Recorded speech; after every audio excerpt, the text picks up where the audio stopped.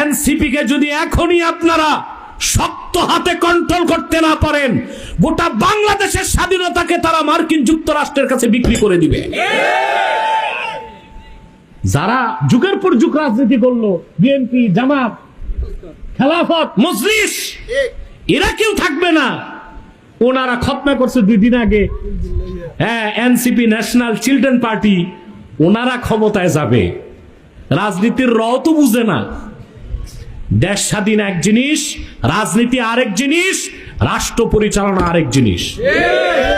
এখন দেখি এনসিপি নামছে আবার জামাতের বিরুদ্ধে। তো 53 বছর বাংলাদেশে যারা রাজনীতি করলো তারা রাজনীতি করবে না, কোথা থেকে এনসিপি না, এরা সব নামলো জামাতরে ক্ষমা চাইতে হবে 71 সালের অপরাধের জন্য। পুরান জিনিস টেনে আনছে আবার। তাহলে বোঝা যাচ্ছে এরা চাচ্ছে বিএনপিও ক্ষমতায় না আসুক, জামাতও না আসুক, হেফাজতও না আসুক, আলেম ওলামা না আসুক, তো ক্ষমতায় আসবে কারা? এই যে খতনা করছে 2 দিন আগে এরা,